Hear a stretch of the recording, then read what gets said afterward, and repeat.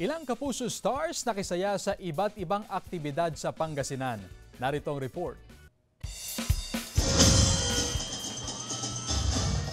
Nagpamalas ng beauty and charm ang 13 kandidata sa Coronation Night ng Miss San Carlos City 2024 na isa sa highlights ng Mango Bamboo Festival ng lungsod. Nagpatalbugan sila sa swimwear, evening gown, at creative costumes na inspired sa produkto ng lungsod na mangga at kawayan. Nagpakilig naman sa mga kandidata at audience sa kanyang pangaharana si Asia's romantic balladeer Christian Bautista.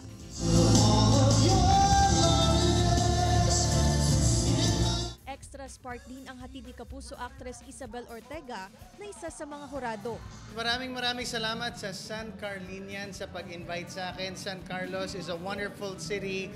Congratulations to the winner. Maraming salamat sa lahat ng audience na sumigaw, nakikanta, nakiparticipate. To the newest Miss San Carlos City, this year 2024, congratulations. And sana pangalagaan mong corona mo. You deserve it.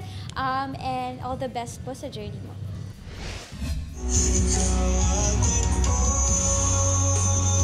Naging memorable naman ang junior and senior promenade sa Don Marcelo Jimenez Memorial Polytechnic Institute sa Dasol, Pangasinan dahil sa pagbisita ng Sparkle artists. Hinarana ni Zyren de la Cruz ang fans.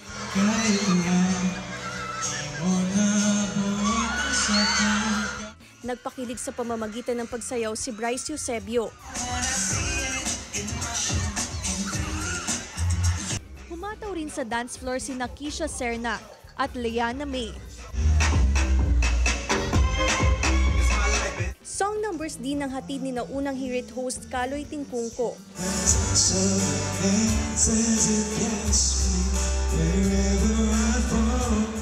At Sparkle artist Jake Vargas. Hindi magkamayo ang mga estudyante sa performance ng Kapuso Stars. Mainit ang pagtanggap nila, very warm. Kasabay ng mainit na panahon, talagang sumasabay ang tagaktak ng pawis. Kapag I really love their presence. Papasalamat kami sa lahat sa kanila, sa suporta na binibigay nila sa amin. We always believe that creating good and happy high school memories that cannot be erased ay isa sa mga gusto nating mangyari. Nagtagisan naman ng galing ang ilang Pangasinense chefs sa Poncha the Pangasinan Culinary Challenge sa Lingayen, Pangasinan. Iba't ibang nakakatakam na dishes ang inihain ng mga kalahok gaya ng cucumber shrimp roll, rellenong cara beef at kamoteng kahoy suman. Nagpamalas din ng kanyang galing sa pagluluto si unang Hirit segment host at farm-to-table food explorer na si Kapuso Chef J.R. Royol sa kanyang ginataang kalabasa at dorado. So gusto ko lang din i-celebrate yung very humble nating isda with the flavors that I grew up with, which is gata. Adding different textures and layers doon sa napaka-humble nating ginataang isda na dish. So sa lahat ng gustong matutong magluto, get the necessary experience.